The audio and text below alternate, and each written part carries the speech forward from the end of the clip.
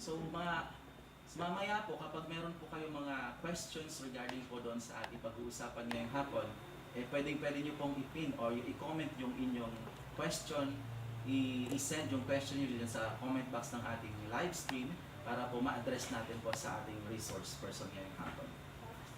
Meanwhile, before we proceed, I would like to I would like to remind, a simple reminder po sa ating mga participants for today's webinar. Our technical team po is using the StreamYard platform, so you cannot access your camera or your microphone during the discussion. But if you have a question po, you may send it on the comment box ng ating live streaming, and we will address your concern sa ating pong resource person. Our e-Balangibog will run within a week with 4 days of separate training starting today until Thursday. Every day po ay mayroon po tayong evaluation link na kailangan pong fill outan ng ng ating mga participants para po ay officially registered po kayo sa ating webinar ngayong hapon. The evaluation link po will be given to the registered participants and it will be sent and pinned in the comment box ng ating Facebook live streaming para po ma-access po ninyo kaagad yung ating evaluation link. Paalala lamang po na ang ating evaluation link po ay nakabukas lamang until 6 p.m. kaya po mangyari lamang na fill outan po ninyo ito bago po magsara ang link. And of course, the e-certificate will be sent in your email address once the evaluation form is completed. So yun po ang ating mga guidelines para po dito sa ating webinar.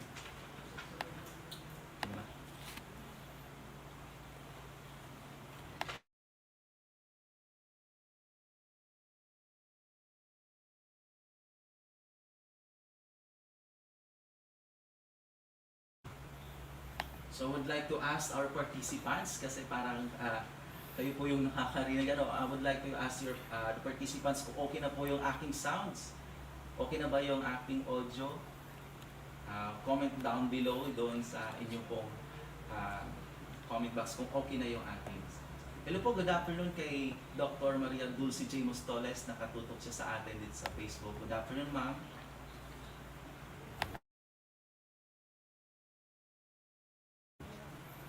And kung mahina po, pwede nyo pong palakasan yung inyong sounds dyan sa inyong phone kasi po para mas malinaw po ninyong naririnig ang aming discussion ngayong hapon. Okay, before we proceed, okay, thank you very much, Jomar Manlapas. Okay na daw yung aking sounds. Okay, before we proceed, let's have a short recap this morning. So, kung ano yung mga nangyari kaninang umaga. So, kaninang umaga po, we formally commenced the e-Balangibog as our official online platform in extension knowledge and technologies to the clients. Professor Vladimir R. Poronda, the Extension Services Division Director and the Director also of the Digital Agriculture and Innovation Center, delivered his message and shared with us the overview of these initiatives. Then we have Ms. Alexis De La Torre, our first resource person, who shared with us about environmental awareness. Now, to continue our activity, our program, I would like to introduce to you our next resource person. Our next resource person is also a faculty from the College of Arts and Sciences under the BS Environmental Science program. She finished her college degree at the Camarines Sur State Agricultural College and finished her master's degree, Master of Science in Environmental Science at the University of 𝑣𝒂𝒂𝒏𝒈𝒄. Without further ado, let us call and let us all welcome Ms. Marilyn A. Sigüenza.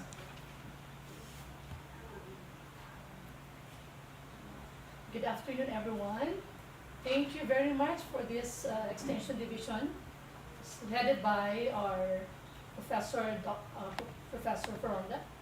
And it's very timely because this month, November, is the Environment Awareness Month. Thank you for this initiative. So we heard, good afternoon also to my program chair and the Dean of College of Arts and Sciences, to the listener and viewers in this afternoon's solid waste management and eco-brick technology that I'm going to share with you. So, what are the objectives that we expect from this afternoon's talk? Of course, we need to refresh, let's review the term solid wastes. What is this all about? The solid waste management, ecological solid waste management, and we have the term 𝒂𝒏𝒄. The second objective, we need to raise awareness on solid waste management, especially on plastic pollution. And this third objective, we need to introduce this simple solution to the plastic pollution that we are facing today through eco-bricking. So now, let's take a look what this solid waste management all about. Oh, solid waste first. This is taken from the IIR, or the Republic Act 9003, or what we call Ecological Solid Waste Management Act of 2000, from the Article 2, Section 3. This is defined as all discarded household, commercial wastes, non-hazardous, institutional, and industrial waste, street sweepings, construction debris, agriculture waste, and other non-hazardous or non-toxic solid waste, siya po ay kinoconsider natin isang solid wastes. Okay, next. So ano naman po yung solid wastes management? Siyempre, the third management, nakakalagay natin dyan, it is really the discipline associated with the control of generation, storage, collection, transfer, and transport, processing, and disposal of solid waste in a manner that is in accord with the best principles of public health, economics, engineering, conservation, aesthetics, and other environmental consideration. And that is also responsive to public attitudes. Then, next, please.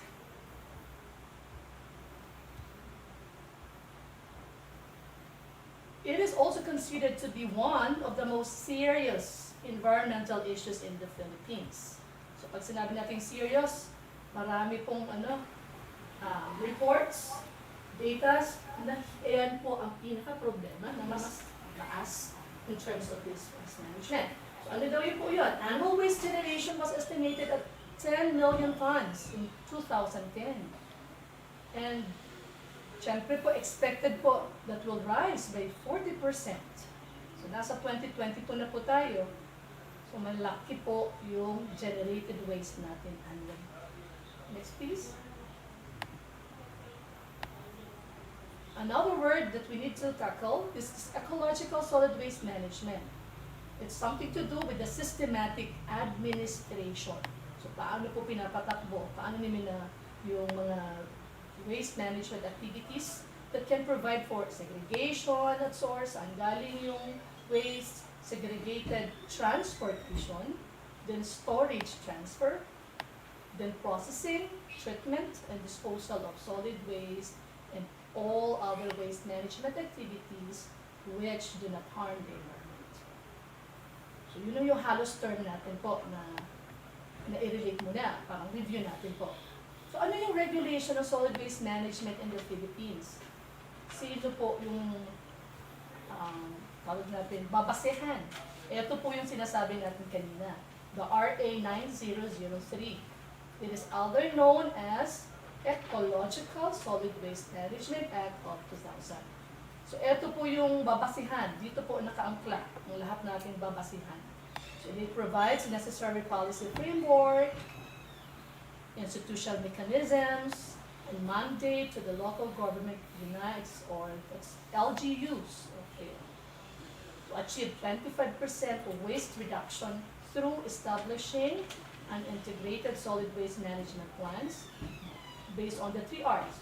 So mag-review lang tayo ng 3 R's. Ano po? Reduce, reuse, and recycle. So ano man halos kasi galing yung mga solid waste na sinasabi.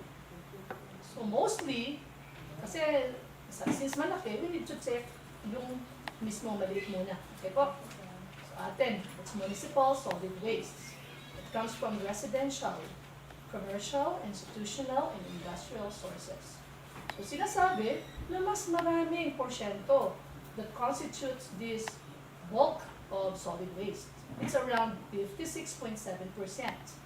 So ano po yung mga kasali doon? Siyempre sa bahay, we prepare food, sa kitchen lalo na. So we have these kitchen scraps. we have this, syempre, garden, we have this yarn wastes. And syempre, paperworks, sa classes, bahay. We have this paper and cardboards, ginamit natin sa bahay, glass bottles, plastic containers, sandbags, foils, soiled tissues and diapers, lalo yung mga bata, yun talaga po hindi maiwasan nandun yun. And special waste such as containers of household cleaning agents, batteries, and waste electrical and electronic equipment. So, ano pa po yun about these sources? So, kung may residential tayo, sunod po dyan yung ating commercial sources na solid waste. It's around 27.1%, and about 2/3 of commercial waste yung ating galing sa commercial sources. Next please. So pangatlo, that's institutional sources, such as government offices, educational and medical institutions that account about 12.1%, while yung remaining doon sa ating industrial and manufacturing sector, that's around 4.1%. Okay, next please. So, yung sinabi natin kanina, ito po yung pwede natin picture na nakikita. Contribution of the various sources of municipal solid waste. So, kung makikita po natin dyan, mas malaki yung porsyento ng ating residential wastes, solid wastes. So, yung sa commercial, kasali na po yung other commercial, then market, nandun na po yun sa 27.1%. Then, pangatlo yung institutional, and pang-apat yung industrial sources. So, yun po kung saan galing yung ating mga solid wastes. Next, please. So, recognizing though the importance of taking immediate actions, ano daw po ang pwede yun? So, we have this DNR. They are prioritize proper management of solid waste in its 12 points environmental agenda and establish the NSWMC under the Office of the President. So we have that giving their attention or their reports, whatever the data they are collected. So further, the Ecological Solid Waste Management Act of 2000, otherwise known as Republic Act or RA 9033, has enacted to institutionalize this proper solid waste management at the local government level. So, ano po, next piece, nandun po talaga sa atin local area. So this, kung titingnan natin po sa RA 9033, sinasabi doon that the adaptation of a systematic, comprehensive, and ecological solid waste management program as a policy of the country and recognizes the local government units as the lead implementers. Kaya po, tayo po ang dapat pong mag-akto kung ano man po yung mga nagiging problema regarding the solid waste management. The Act also mandates the creation of solid waste management boards. So parang i-review natin, meron ba tayo niyan? From the national, provincial, city, or municipal, down to barangay. Because this barangay is the lowest level of political and administrative body in our country. So this act also mandates to achieve 25% waste reduction. So sana po nagbabawas. That's the target. So but then hindi natin nakokontrol po yun. So ito po yung isang pwede natin magawa, that there are establishments or establishing this MRF na sinasabi, or what we call material recovery facilities in all barangays as a support for establishing an integrated solid waste management system based on the 3 R's, the reduce, reuse, and recycle. So this act prohibited the use of the open dumping and advised LGUs to improve, lalo na in their sanitary landfills.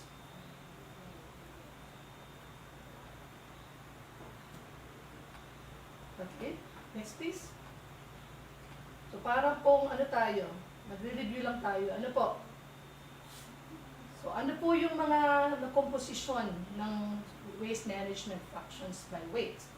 So inaabot po ng biodegradables or hindi na bubulok, biodegradable ay nabubulok may of paper and cardboard.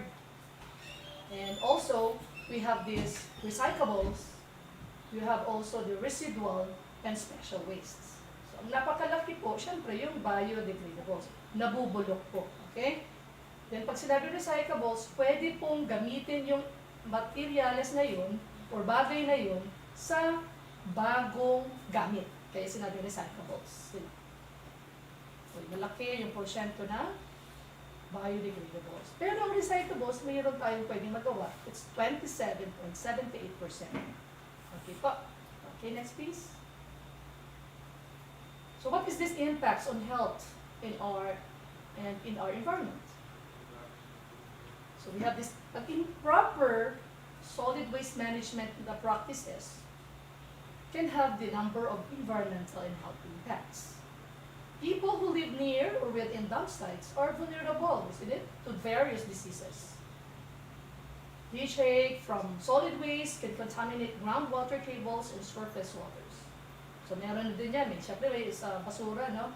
Hindi naman siguro napakabango. So that's why you expect insects and pests in open dump sites. And they are the carrier of the diseases. So may emission of gases, that's methane. It's from dump sites that can affect health. And if your house is near with that, syempre, you're exposed with the gases. Coastal and marine litters affects aesthetics and causes pollution and harm marine organism. Ibig sabihin, yung improper po, yung pag-manage ng waste nyo can result in increased flooding and destruction of infrastructures due to clogged waterways. Okay, yung kakatapos pa lang nating mga typhoons na observe po natin at lagi pong laman ng balita that they are floods at kawawa naman po na nawawalan sila ng bahay. And syempre because of the improper management of solid wastes. Next please. Kung makikita natin yung solid waste exposure pathway, syempre galing, saan kaya galing to? So that's why, sabi natin kanina, residential, pinakamalaki. Ano? Then we have this institutional, then industrial source, then commercial source. Yung solid waste na yon, sasabihin natin, ito ba ay nakolekta? Ito ba ay hindi? So merong flow, may pathway tayo sinasabi. So we need to have this collection worker, no? We need to be of help with the local government units. At tayo mismo po, kaya sinasabi po natin, kung hindi tayo kakamanage ng waste sa bahay natin, ano pa kaya yung malaking mga sources ng solid waste? So we have this exposure na sinasabi. So dapat mayroong proper way, may proper place. So we have this pathway kung nakikita natin. So this open dump site, pwedeng makabigay ng sakit. No? Then yung iba po ay sasama sa tubig. And syempre po, yung haagos ng tubig ay hindi natin makokontrol kung ano pong nandun nakuha nila, syempre dala-dala nila yan. So we are swimming siguro with the different garbages, types of waste, kapag yun po ang nakahuli nila. Then syempre, there's a pollution that would result to the improper waste management. Okay? Next please. Okay, so as I mentioned a while ago, pag mismanage yung pagtatapon ng basura, it's a manifest that usually direct exposure of humans and the pollution of surface water and the groundwater due to the leachate from open dumps. So the World Health Organization and the World Bank estimate that this approximately 88% of diarrhea cases worldwide can be also contributed to a poor water quality, sanitation, and hygiene. So yun, ang laki-laki, ano po? 88% ng diarrhea cases. Next, please. So there is the, there. So you have this overall policy on RE 9003 that's based on waste management hierarchy. So nakalagay po, most preferred options, you need to avoid that, sana yung solid waste management, sana i-reduce, then reuse, Then there must be a recycling process.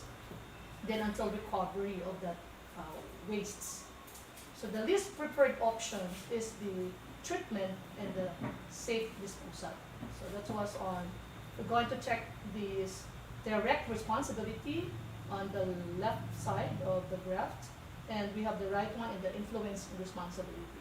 So parang tinatawag talaga tayo dyan. Sabi nga niya po, hindi natin magagawa if you are not doing it sa inyong by your heart. Sinasabi na niya, gano'n. Ano po? So hindi po yung tinatawag na aksyon ng malaki, kundi we will start sa atin. So nasaan kaya tayo dyan? So are we doing the right thing? Okay, so just question for yourself. Okay, next slide please.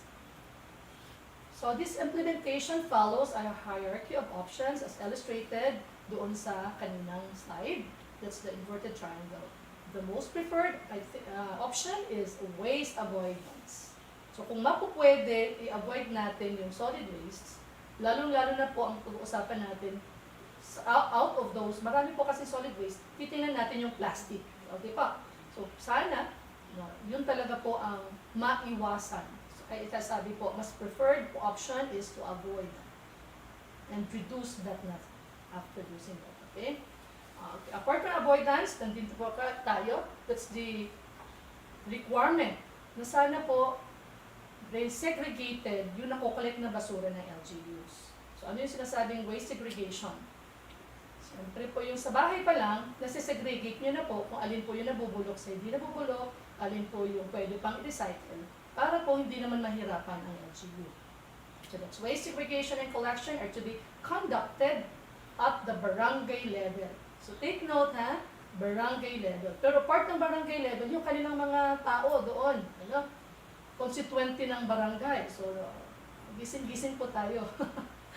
So lalo na po yung sa biodegradable and recyclable wastes, sa kanila po yun. Pero pag disposal and collection of non-recyclable, residual and special waste, ay responsibilidad na po ng city or ng munisipyo.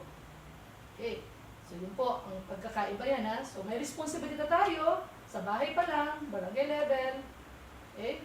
Then ang responsibility ng malaki, ng city or the munisipyo, is yung collection of non-recyclable, residual, and special wastes.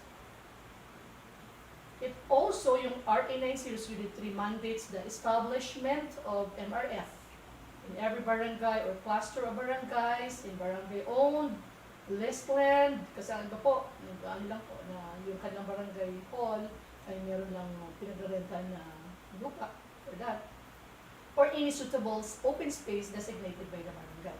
So it shall be, the MRF shall be designed to receive, sort. So syempre, kayo pupunta doon, ano? Doon ilalagay sa MRF, yung pasilidad na ito. Then they will sort, nandun na po, merong sorting process.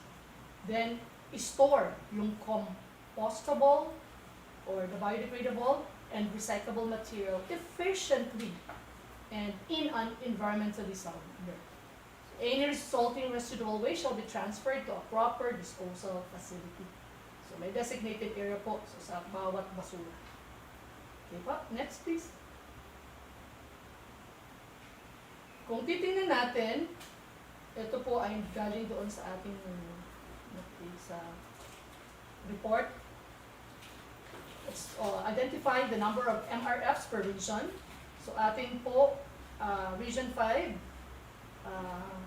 from 78, meron na po tayo, that's the record of 2015.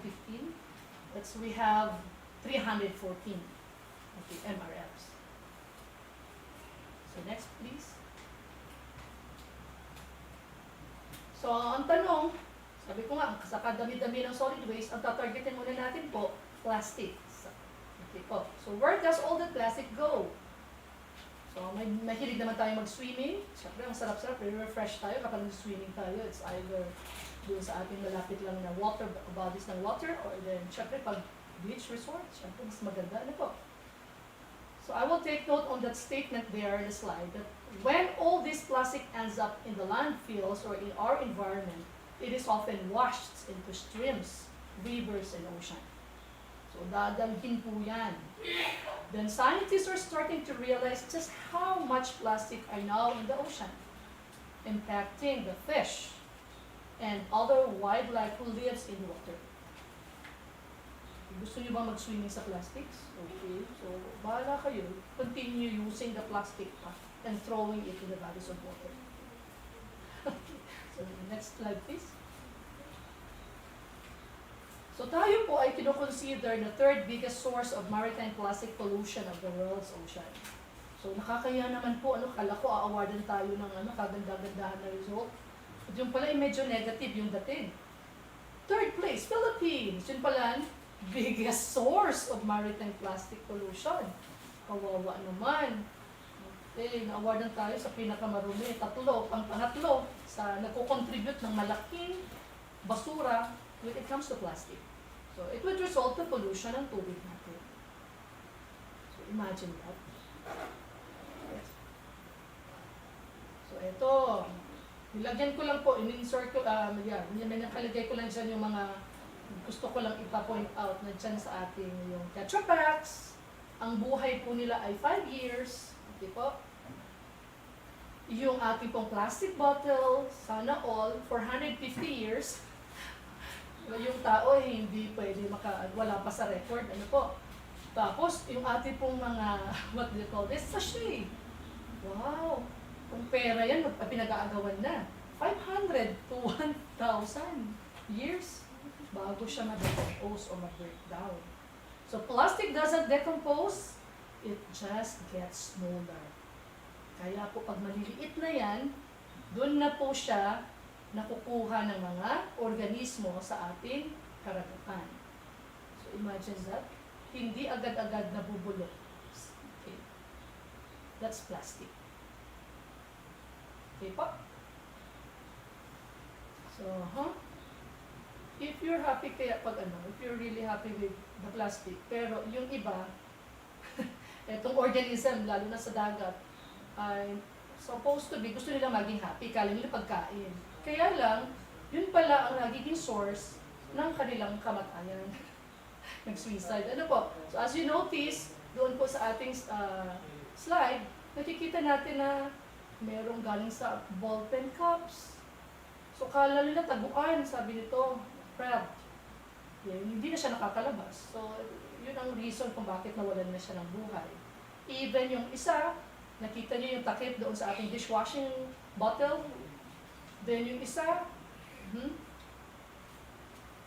na-engulf na siya. So, nasak na siya. So, na-choke pa yung isa. Yung isa naman, yung ating pong disposable na hand gloves. So, hindi nakalalabas yung isda. So, causing na mawalan na din siya ng hininga. Then, also yung isa pa, kala niya pagkain, pagtuka niya, hindi na po naalis yun kanya. Wala naman siyang enough na force, kamay, para alisin niya. So yun po, very sad po na namamatay po sila. Kala natin magiging, tayo, we're protectors of the environment. But then, pag ganun po, hindi po natin namamalayan that we are using the plastic. Pag hindi po na-manage properly ang pag-dispose, wala po kayong support sa ating organism in the marine world. Next, please. Yun din. Kaya po sa amin, kapag may nakikita ka ng balloons, medyo dinidiscourage siya po, huwag na po gaano. Kasi it's still plastic. So tuwang-tuwa tayo pag may mga birthdays, anniversary, or kasalan man yan. So, we discourage din po na kahit po yan, masaya kasi ang colorful naman talaga yung mga balloons na yan. But then po, pagkatapos, saan yung pupunta? Lagi po, syempre lilipad, then hindi naman po siya matagal na lilipad hanggang sa hangin lang, as in po, babagsak na din po siya. And usually, dyan po sa tubig. Okay po. So, yun. Isa din po yan na pwede nating i-avoid sana. Then, eto din. By 2050, there will be more plastics in the ocean than there are fish. So, kung ikaw ay fisherman or yung pamilya nyo ay yung pinagkakakitaan, so sorry po kapag hindi natin inalagaan ang ating syempre environment, lalo na sa tubig, Dahil lang po yan sa plastic disposal, yun po ang mangyayari. So wala tayong isda, kundi plastic po ang nabibigyan natin sa plato sa ating pagkainan. So wag naman po sana. So hindi pa naman po huli, so we can still have this other initiative or other means para maabot. Next please.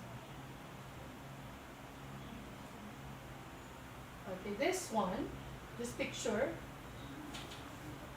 they consumed 17 plastic fragments. Okay? Because sabi nga natin, microplastics na ang tawag, nagiging maliliit lang sila.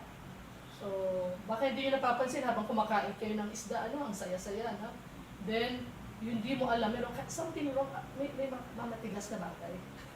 But hindi ko na-chuchu. Yun pala, possibly po, meron na po siyang fragments of plastics. So, wala naman sigurong gustong kumain ng plastic na direkto, po. So, yun po. So, plastics, turn into microplastics. Kapag kinain ng isda, syempre, mahilig kung, di ba? Rich in protein naman yung isda, gusto natin yun. Pag kinusyon ng tao, hindi natin agad naman alam na meron agad plastic kasi maliit na po nga. So, atin na lang po yun, saka na po yung effect na yun. So, okay? Gising-gising na po tayo niyan. So, did you know that we dumped 60 billion sachet into the ocean in 1 year? So, sarap pakinggan yung billion. 60 billion sachets sa kada taon. And, po, sabi nga talaga, totoo na NASA, pag magiging mas marami na ang plastic, medyo makakatakot na din po. Okay, next please. So, bakit daw ang Pilipinas ay pangatlo sa biggest dumper of plastics in the ocean? Ano kaya ang meron? Kasi nga, syempre, ang ating behavior, there is what we call irresponsible trash holders and garbage trucks.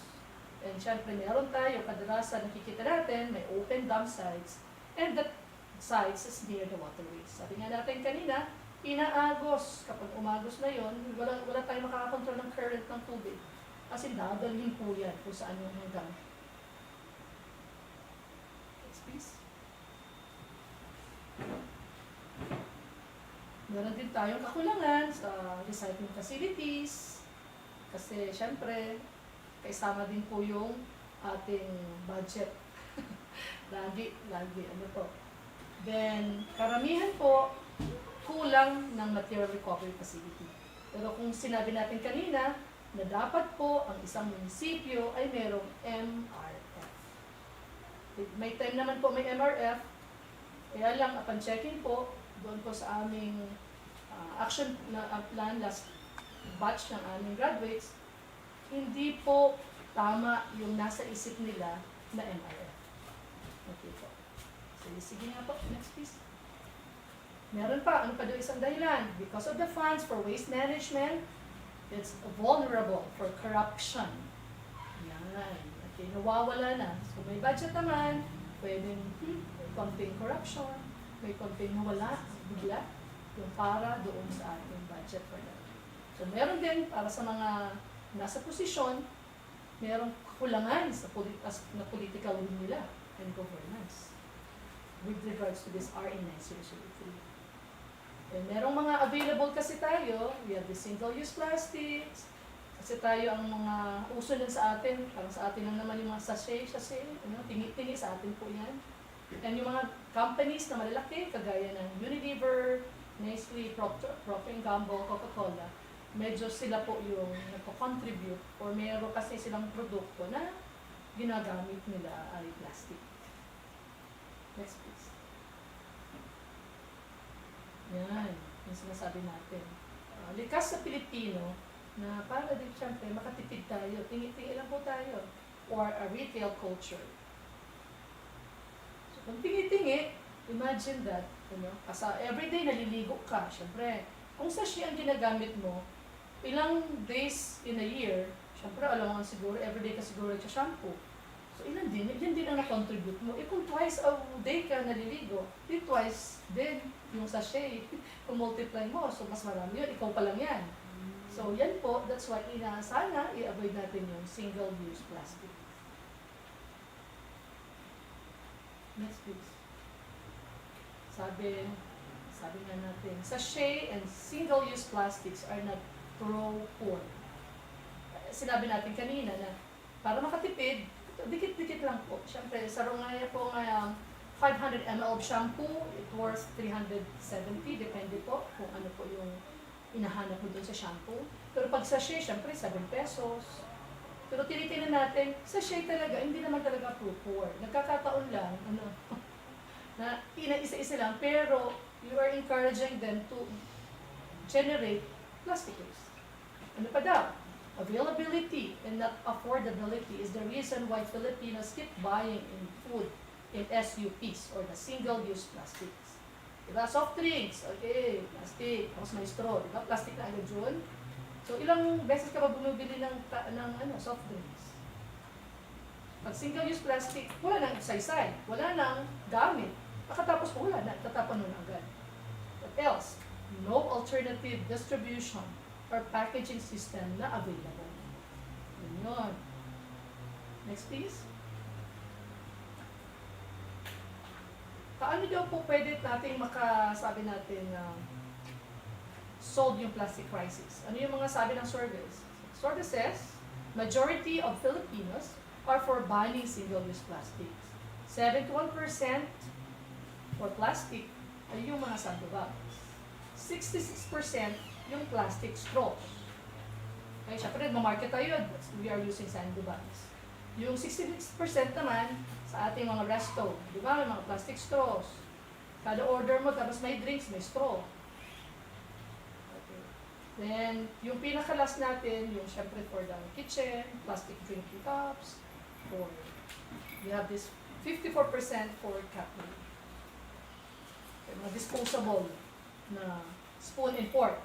Diyan po siya kasali. Okay. Tapos plastic drinking cups, that's 56%.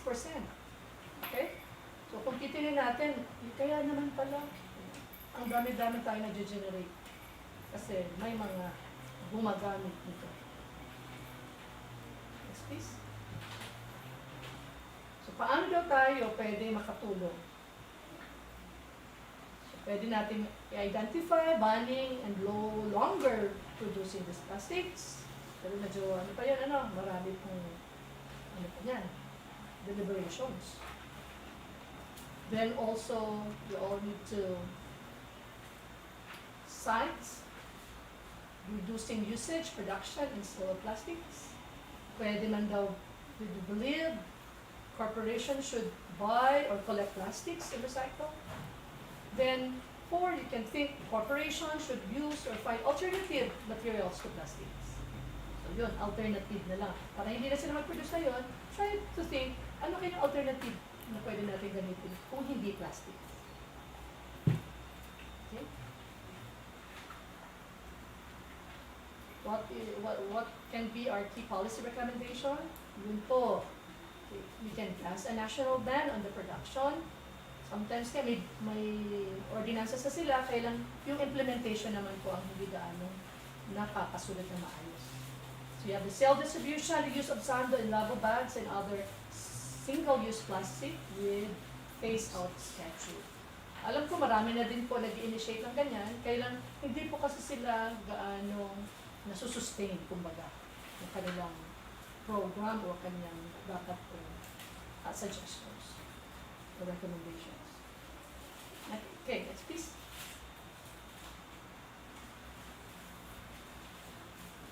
Yeah. So, in a government level, marami din po tayong ordinances na naririnig that we are prohibiting the use of plastic bags. Okay, so we are encouraged to use the eco bag. Diba po? Kung nandun tayo sa ating shopping malls, kailangan po, you can bring your own shopping bags instead of using this plastic grocery bags.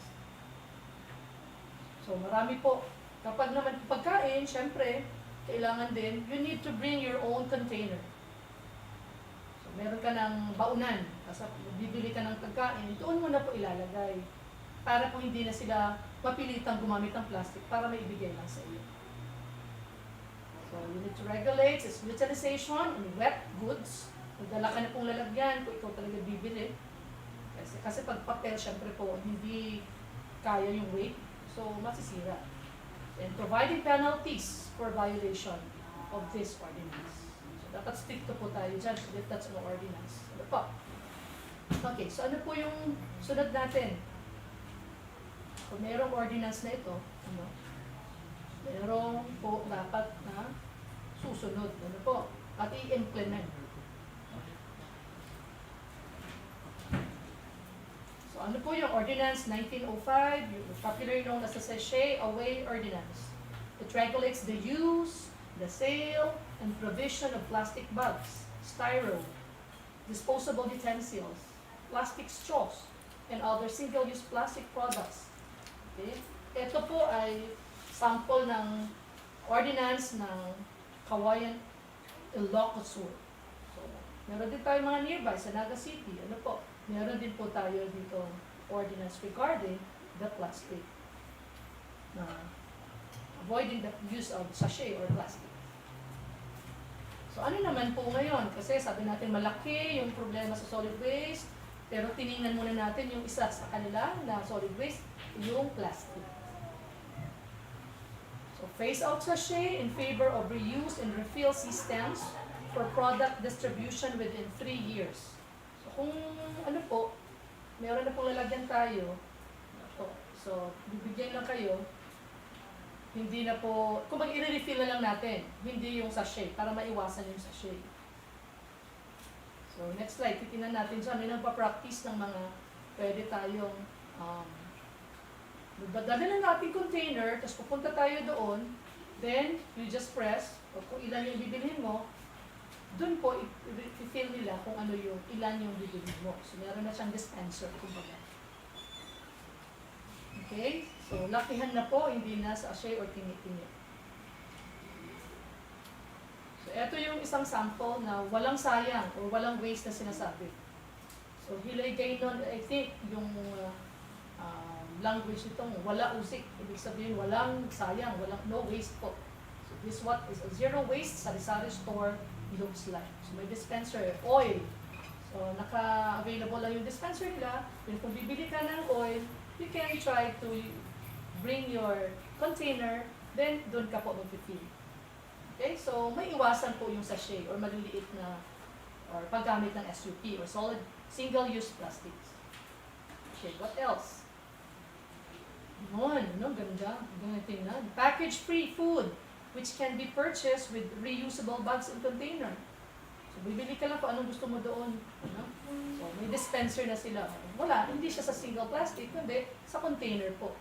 So, may nagpa-practice. Maganda po na tingnan natin as yung basihan. Okay, next please.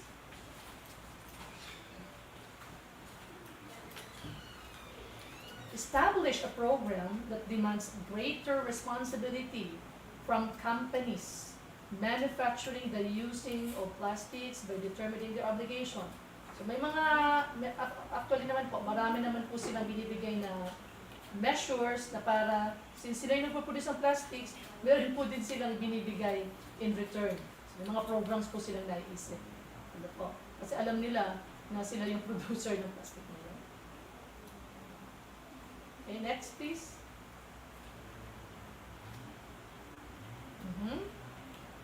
This, again, RA 9003 laws aims to adopt a systematic, comprehensive, ecological solid waste management program that shall ensure the protection of public health and environment. So sana po, meron tayo nito, hindi na po kailangan natin ng malakas na implementasyon nito. Okay, so ano naman po ngayon? Tignan natin po sa plastics na yon. Balik, next please.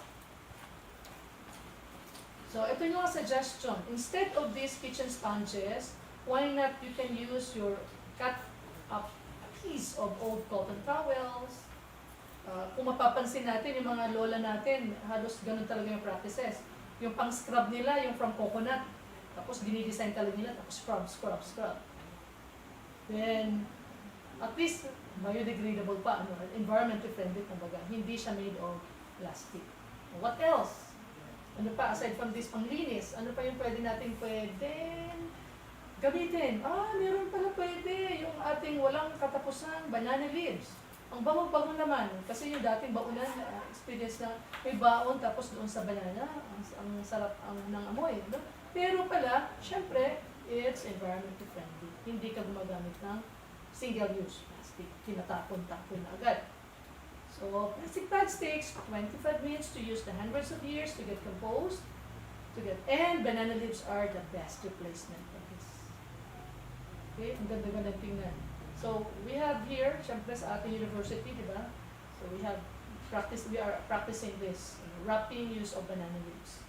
So, eto naman sinasuggest, kung meron din lang kayo, available na mga old na tela, pwede mong tahiin, tapos magiging shopping bag mo, then may mga pockets po siya.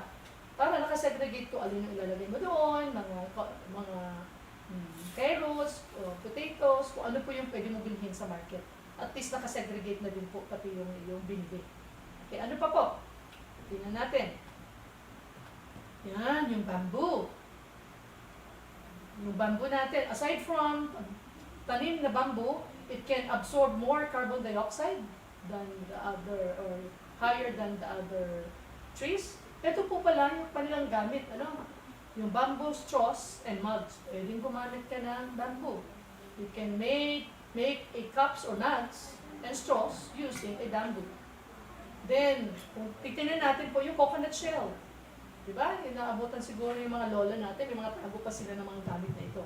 Coconut shell that can be used as tableware and dinnerware. Okay, next po.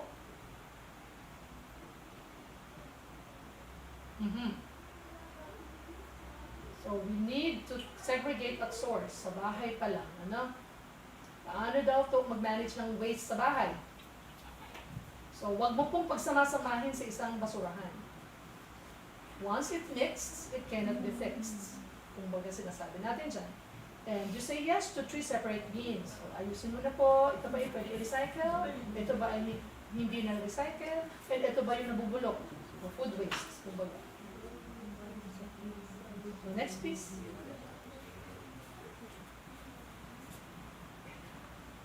You can also practice composting.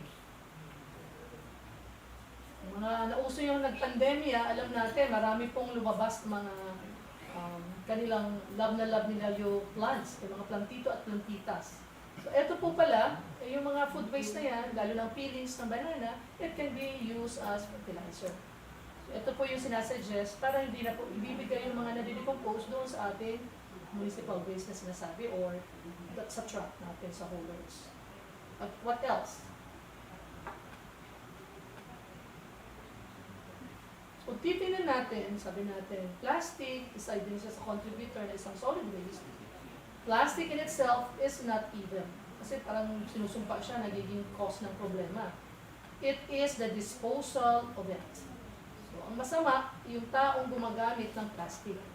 So, wala naman kinalaman yung plastic kasi siya naman po talaga ibinigay sa atin para maging komportable tayo, mas madali na tayong makagamit kasi yung mga lighter po ang plastic, the wood, pero sa atin po yung responsibility. We have to see that we are working towards a solution. That's according to the country manager of Mendeley's Philippines named Christopher Rada. So wag mong naman anuhin yung plastic, wala naman kasalanan yung plastic, kundi ikaw mismo yung problem. Okay. Next please.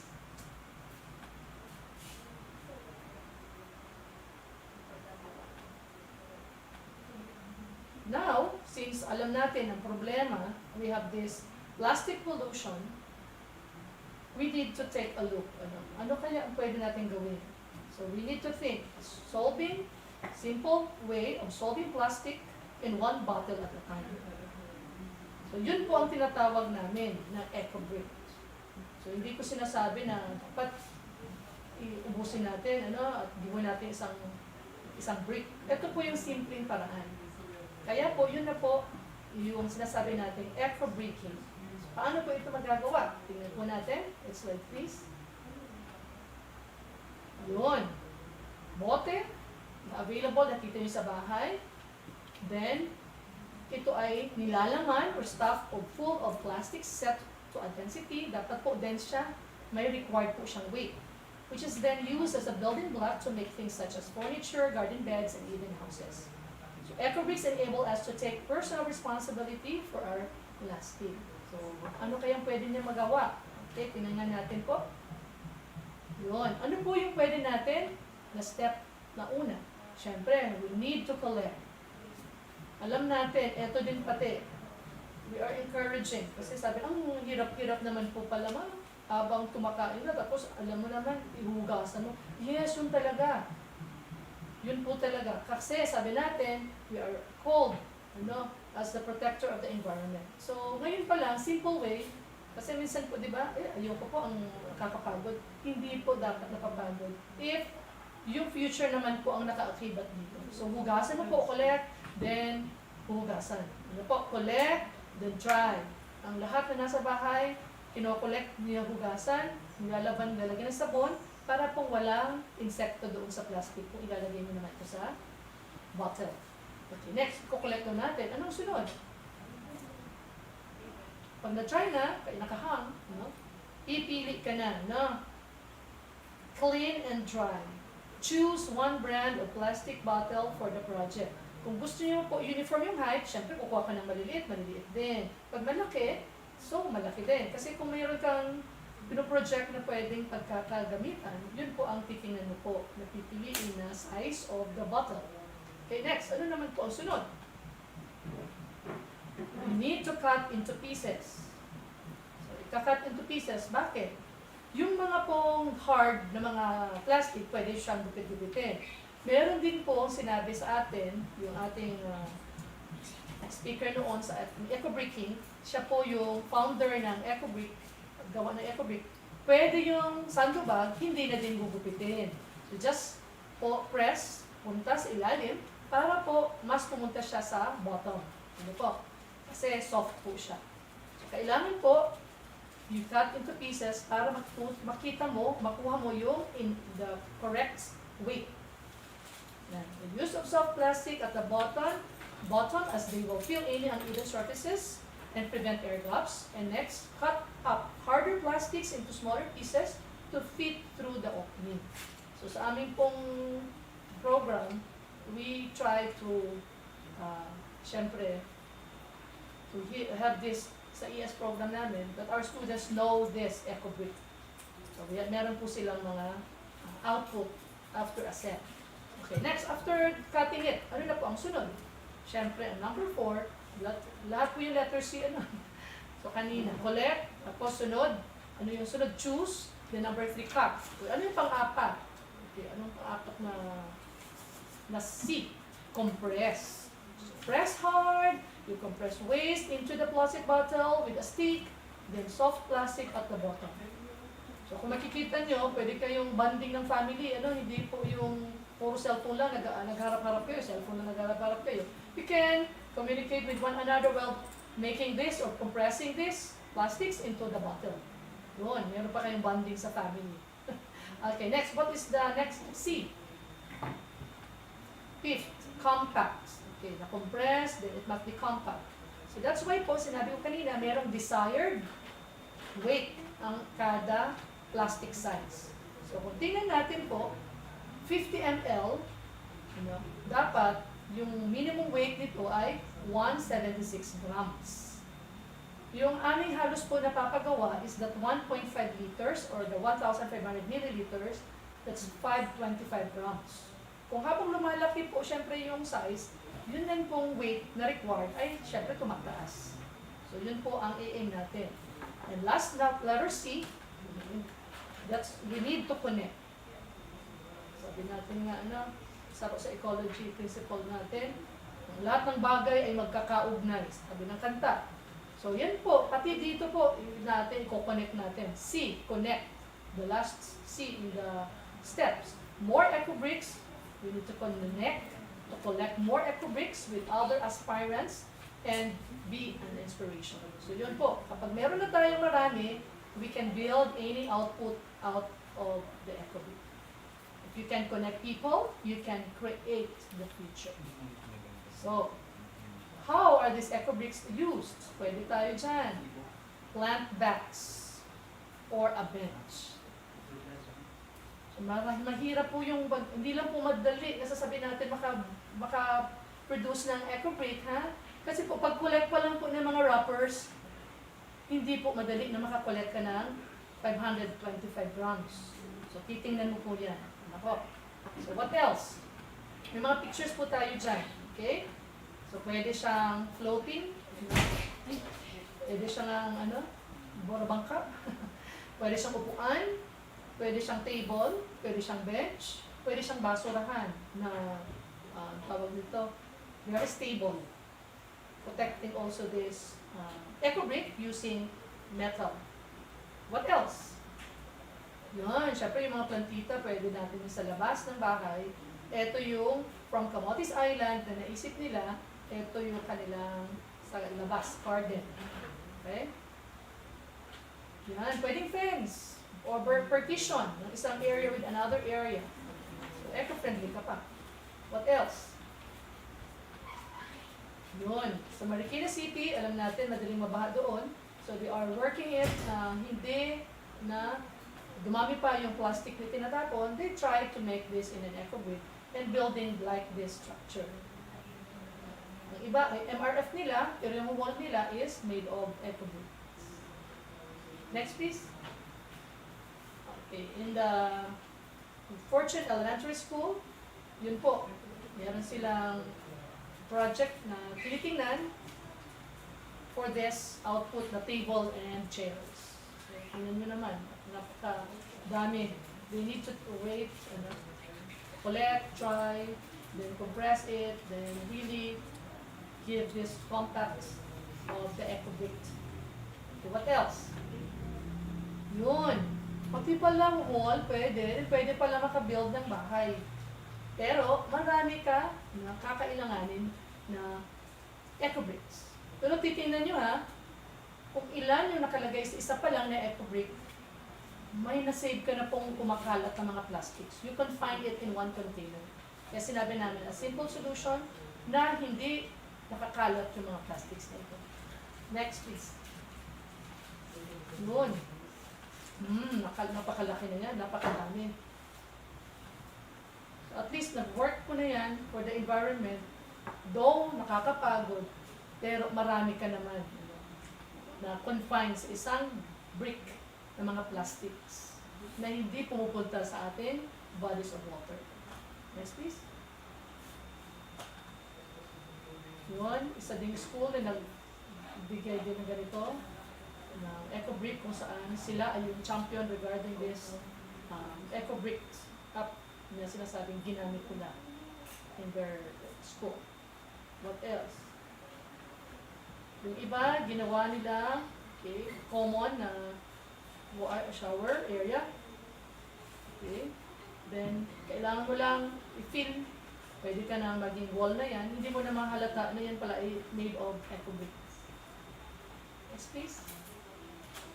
Okay, sa garden. Pwedeng wall para maging secure yung wall. Yung school or any pwedeng bahay. Okay? So, what else? Yun. Ito po, since sa atin, nagkaroon tayo ng extension program sa Lourdes Village, ito po yung, kasi alam natin, yung area na po nila, pag-check namin, wala ng area sa bahay nila para makakita kami ng output. So, ang isa nilang binigay, yung at kanilang chapel. So, that's on the Lourdes Village of San Jose 𝒂𝒂𝒏𝒂𝒂 Resort. That's the nearby po sa ating university. So, ilang pong kilos ang nasave nilang plastics. So, bibilangin natin po sa bench na yan. So, yun po ang nagi pong nating contribution na hindi kumalat yung plastic at nakatulong tayo sa ating environment. What else?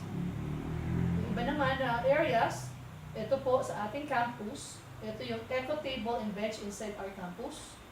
Doon po yan sa aming sa department, kung saan it will also give ng mga area para sa aming mga graduates. At yan pala, yung graduates na po ang nakagawa niyan. Then, syempre, nagagamit na ng mga estudyante natin.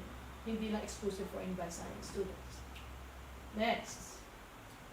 Why make eco bricks? Siyempre, babalik natin sa problema. Sabi natin, ito ay posibleng maliit na step natin para ma-secure yung plastic. Next, please. So, hindi naman po namin ini-encourage, yung sinasabi natin greenwashing, hindi naman namin ini-encourage na it's okay naman to have plastic kasi pwede naman palang gawin eco brick. Hindi po sa ganun. Ano po? Since merong problema, meron tayong madaling solusyon na ma-confine yung plastic na pwede kumalat sa ating surroundings. So, next please. Now, kakatok na tayo sa ating mga puso. Be the solution to plastic pollution. So, keep the sea plastic free. Sana po talaga maantig yung mga puso para naman po ay isa din kayo sa pwedeng maging sinasabing practicing as protector of the environment. Next please. Yun. If many little people in many little places do many little things, they can change the face of the earth. So, maliit na bagay para sa future natin. Next please. Ito, we are one. Sinasabi na all humans have an impact on this world. Every action we take on this planet Earth has an impact on it. And every positive thing you do, no matter how small or seemingly insignificant, makes the world a better place. It is together that we have these huge alterations. Without each individual's contribution, nothing will change in the world. Your actions do make a difference every day. We are one. When we have the one CBSUA, we are also calling this, that we are one in this campaign, securing plastics in everywhere, but putting it in one plastic bottle. Please. Yun. Ano man ang mangyari sa ating kapaligiran at kalikasan, ay tiyak na may epekto sa atin. Dahil ikaw, ako, tayo ang kalikasan. Next, please. Thank you very much for listening, for watching. Napakahaba po kasi supposed to be dalawa po kami doon na speaker. Kailang merong equal important errand si ma'am. So, eto na po. Kinarin po ng inyong speaker. Thank you po very much. Sana may nakuha kayong aral sa ating session ito. Okay, thank you very much.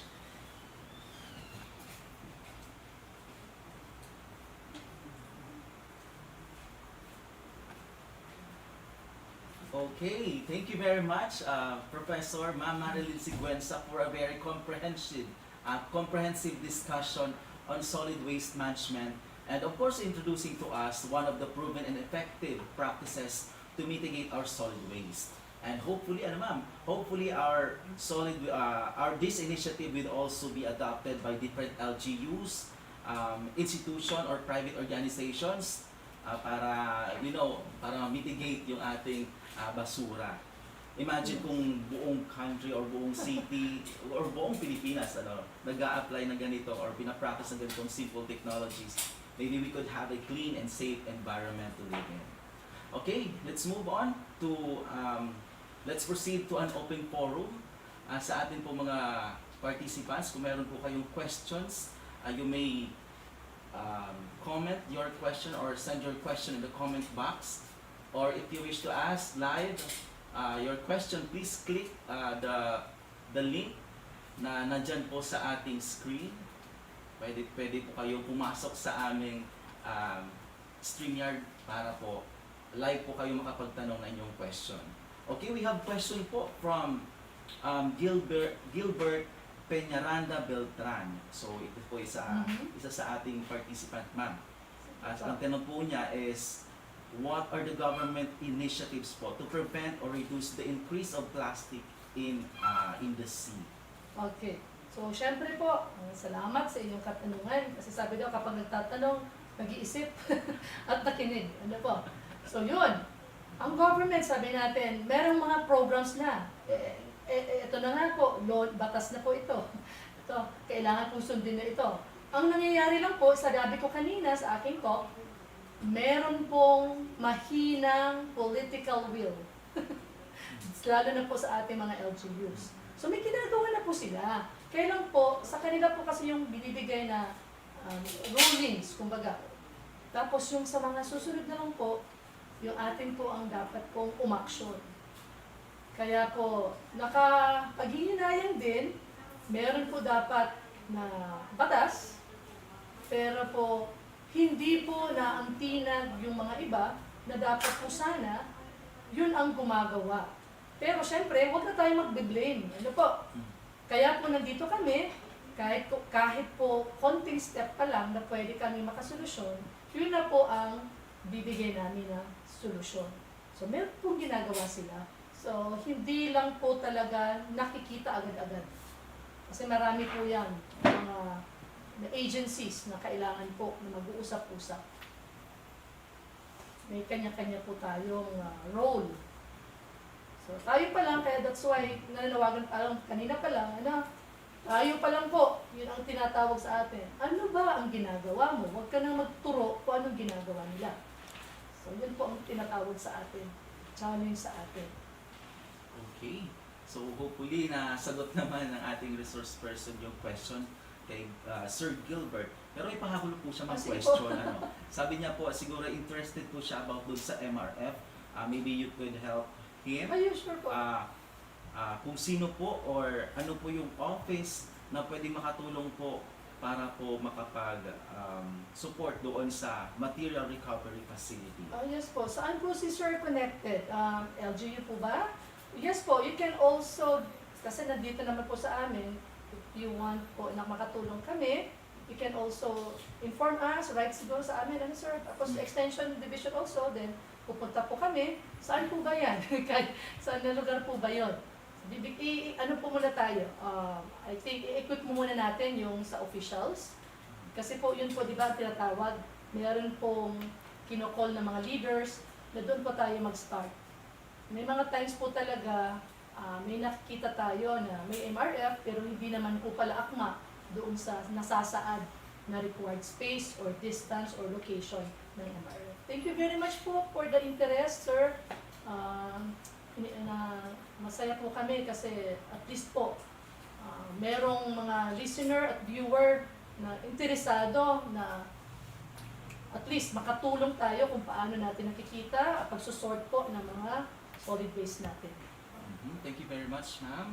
So, meron tayong comment from Jomar Manlapas. I think, question or comment.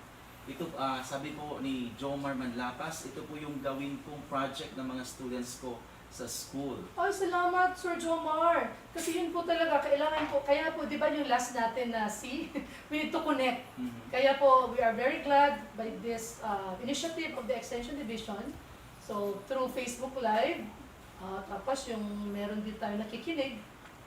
So, ito po talaga, way namin para po ma-duplicate o replicate yung aming nagawa. Thank you po, Sir Jomar. So, make sure lang po na tama po yung ating timbang. Kasi po pag hindi po maganda yung timbang, syempre po, yung kanilang output ay hindi gaano maganda. Baka mabuwag, baka kami sisigil. Bakit sa amin, yung wall namin ay nabuwag, ay hindi pala stable. Yes po. Punta lang po kayo sa amin. You can invite us also para po makita namin kung tama po ba yung ating designated size ng brick with their designated weight. Apa, thank you po. Okay, galing din po kay Sir Jomar. Thank you very much po. Napakalinaw po ng pagpapaliwanag, ma'am and sir. So ayan po, galing po sa ilan po sa ating mga listeners, our viewers from Facebook. Thank you very much po, Sir Elmer Caballes. Napakaganda ito para sa paggawa ng bahay kubo sa farm. Yes po, sir. Thank you, sir. Kasi, di ba po, nasa farm ka na, but you can use this eco-bricks as your bahay kubo. Then, ito po, syempre nakatulong ka na sa environment. So, kung kakasalita si Mother Earth, pumapalakpak po yun sa iyo, sir. Invite po kami, sir, sa iyong farm.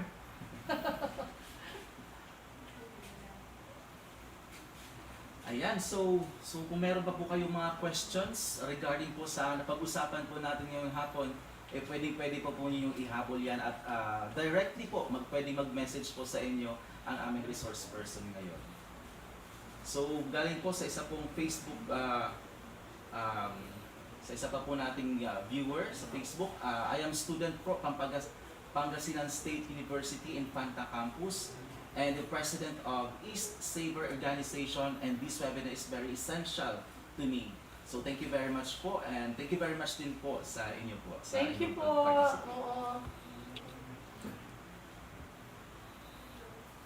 Good day, ma'am and sir, from does banning single-use plastic po ba? Question po ito, ma'am. Does banning single-use plastic even make a dent in the bigger problem of our nature? So yun po ang isa sa question mula sa ating participant. Okay, so thank you for that question. Yung sabi nga natin, yung mga malaking companies, na halos sila yung producer ng plastic, lalo na yung single-use plastic na sinasabi, syempre po, they have this another action na they have this foundation that they are also trying to help yung mga victims of the cause, lalo let's say the typhoons and floodings. Yun po, if you're going to ban this, at least yun nga ang tinatawag natin kung meron talagang kailangan i-ban. Yun talagang pinapanawagan natin, di ba? Kung pwede ibaban. Pero yung mga companies na nagpag-uusap-usap na hindi pa nila nakukuha yung posibleng maging palit of this plastic. So kahit pa paano, pinapaunti-unti nila, they have these programs that they will reduce producing this single-use plastic. Ang pinaka-problema lang po natin yung maliliit sa shape po. Kaya di ba po kung makapansin nyo, they have this bigger containers ng mga products nila. So, yun ang in-encourage tayo, mas kukunin natin yun, okay? Mas bibili natin yun kaysa doon sa gumagamit na product na namahal yung single-use plastic. So, yun ang pinapanawagan na yun. Ito, action po for this reduction of production ng plastics. So, yun pa lang po. Pero, since wala pa silang immediate na makukuha, yun pa lang po yung kanilang initiatives. Meron din po tayo question galing po kay Miss Claire Parayno. Thank you po for thank you ma'am for pwede po ba kami makahingi ng copy ng presentation? We're planning to adopt the eco-brick po kasi making eco-brick making po sa aming LGU para mas tumaas po ang waste diversion namin. Thank you, Miss Claire. Yes po. Paano po yan? Call na lang po kami. Okay. Para po maka-go na po tayo with the questions. Okay, so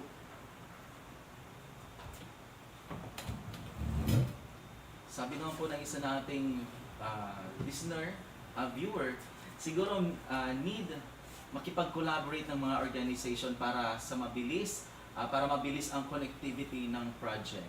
Yes po. That's why po yung isa natin, the last step natin, we need to collaborate. Yun po. Kaya po isa itong paraan na pinapanawagan na din namin diretso na yun, we are really welcoming po yung lahat na mag-collaborate. Sama-sama po tayo. Kasi sabi nga natin, hindi namin to kaya mag-isa. Kaya po ito yung aming initiative. Para po maibahagi sa inyo. Ayan, sabi naman po ni Ma'am Pinay Ramos, Davao del Sur is now implementing banning of single-use plastic. Large companies including malls and fast food are now practicing it. Not all, but most of them. Oh, thank you po. Talaga dyan sa Davao del Sur. At least, kumbaga po sinasabi nating political will, mas malakas-lakas po. Congrats po sa inyo, Ma'am Pinay. Galing naman po kay Sir Alexander Bulusan. Thank you very much po, ma'am. A very helpful webinar po. Ang tanong ko lang po, why do we need to use plastics if it really have bad effects in our society and environment? Why do we use disposable? Why don't we use disposable ones po? Why don't we use disposable? It's culture. Yun po. Okay. So, syempre, may history konti tayo. Yung may purpose naman talaga, sabi nga doon sa isang slide ko, hindi naman talaga masama yung plastic. Doon lang kung paano tinatapon yung plastic pagkatapos gamitin. Yun po, So, may purpose naman talaga po sila. Kaya lang, tayo po, babalik sa atin. paano natin to dinidispose. Kaya po, since nandyan na yan, problema na yan, kaya po ito yung ating eco-brick, yung initial na, sabi natin, small solution. Kasi hindi natin, ito pag problema sa basura, yan po ang hindi mamatay-matay na problema. Kaya po, mag-start na po tayo ng konting step. Para po sabi natin, one step, then it will make a big step for us.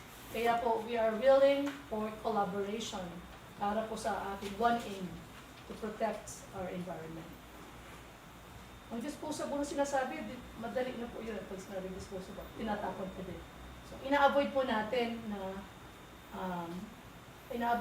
na mag-dispose na nga. Kasi po, nag-generate na tayo ng waste. Yan po sana. Di ba nakalagay doon ang mataas na option? I-reduce. Yung tinatawag sa i-reduce yung paggamit. So, pag hindi mo yan binibili, syempre, malulugo sila. Hindi na sila mag-produce. So, yun po tinatawag natin, reduction of the use of plastic.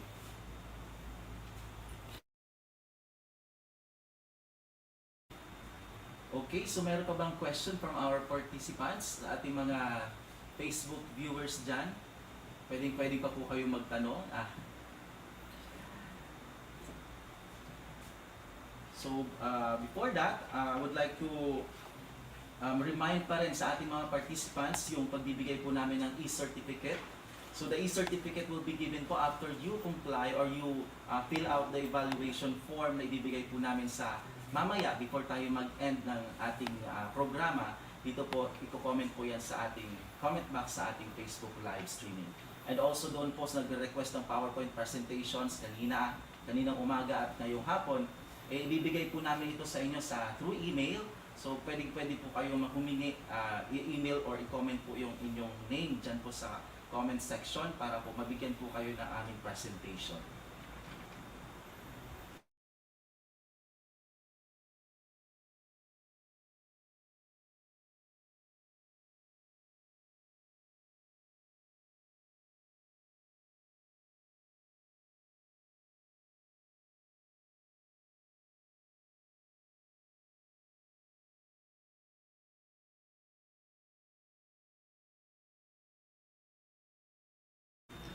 So okay, I think wala nang question siguro, pero mamaya po kung meron pa pong hahabol, accommodate pa rin natin. But before that, I would like to thank po the College of Arts and Sciences para po doon dito sa ating webinar series na yung Day 1 sa ating e-Balangibog. So sila po yung sponsoring college, sila po yung sponsor college po na nagbigay sa atin ng very knowledgeable and informative topic discussion po para sa araw na ito. Thank you very much po sa ating Dean sa College of Arts and Sciences, kay Professor Jennifer Francisco. Thank you very much po, and also kanina sa ating resource person kay Miss Alexis de la Torre, and of course sa ating pong kasama natin ngayon si Professor Marilyn Siguenza.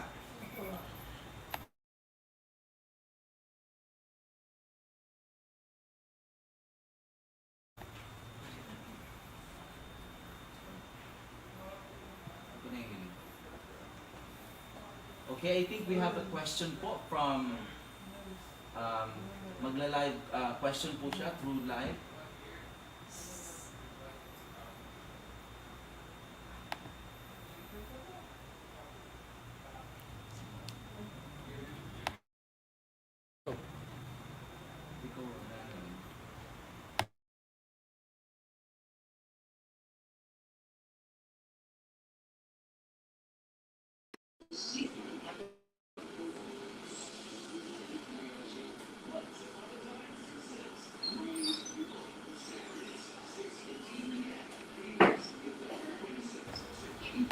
Sir RB, pa-open po ng inyong video para po maipakita natin or magtanong po tayo through live. Sir RB, pwede nyo pong i-open yung inyong camera.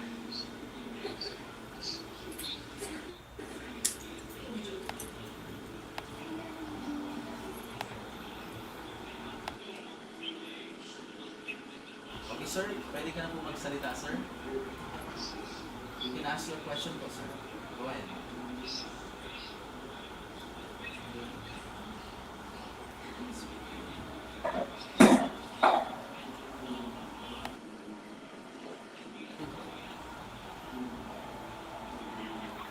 Okay.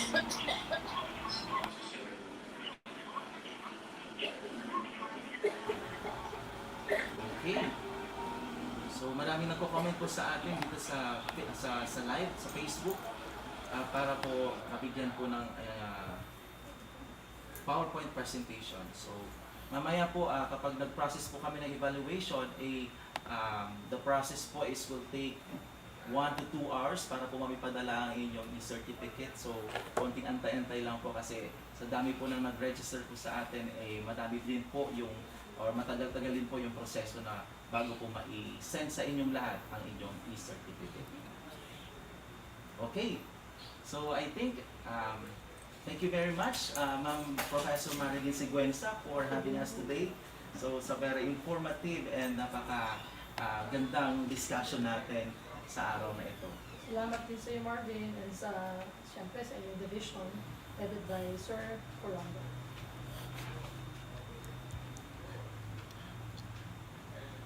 Okay.